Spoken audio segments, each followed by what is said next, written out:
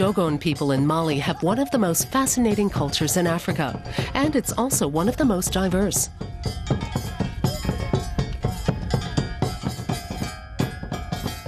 The masked dancers of Tirili perform the dance of death at funerals and for tourists. The Dogon still live according to old traditions. Only dancers who have been initiated take part in the performance. Each dancer carves his own ritual mask.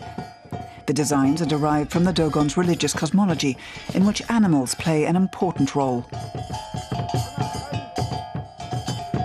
The Dogon are famous the world over for their masks and wood sculpture. Now there is an exhibition of their works at the Art and Exhibition Hall of the Federal Republic of Germany in Bonn. The show features masks as well as religious objects and carvings that European ethnologists and collectors removed from the country during colonial times. The masks and sculptures are produced in villages like Ndé. They're used in religious rituals and are also sold. But for the past year, Mali has been under a travel warning. Tourists are staying away, with disastrous consequences for the economy and for wood carvers. I sold them to art collectors and tourists. But without tourists, how am I supposed to survive? The area where the Dogon live in eastern Mali was declared a World Heritage Site over 20 years ago. It's known for its cliffs and its traditional clay dwellings. Today, tourism and farming are the only means to survive. One of Africa's most diverse cultures developed here on the isolated plateau of Bandiagara, which is surrounded by cliffs. For centuries, the Dogon shared this region with the Telem people, from whom they adopted many traditions, including their animist religion. The Dogon believe that objects and animals have a soul. The dead are buried along with their totems, but these religious objects often disappear.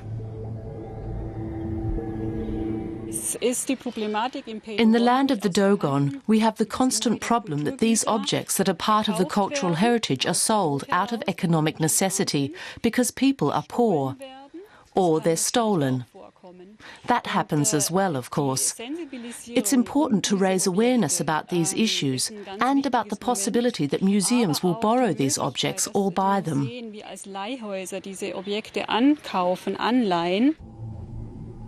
There are now 3 museums here in the land of the Dogon. This one in Soroli was built by villages with help from the Mali government and the German Agency for International Cooperation. The museums raise cultural awareness and help keep these cultural assets here in Mali. But many have already been lost to places abroad.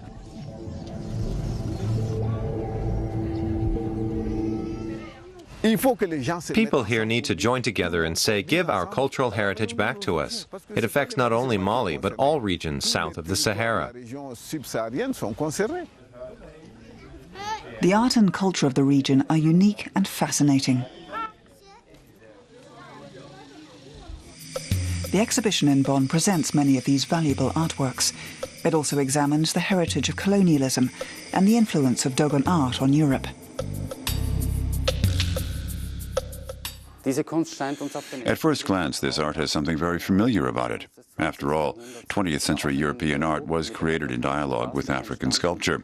On second glance, these works are quite unique and they have a magical aspect. Dogon sculpture reflects their creators' animist worldview and their ancestral cults.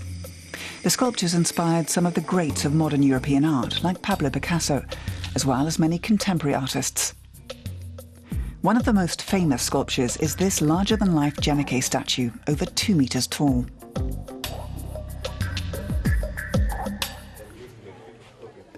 But in Mali, few local artists today can make a living with their art. One who has managed to do so is Yusuf Dada. He was trained in traditional wood carving techniques, but then branched out to create his own style. He was discovered by a French art collector. I had a small show in France and sold everything. Then I had a presentation in Poland where I'd also brought some of my work, and that sold quite well also.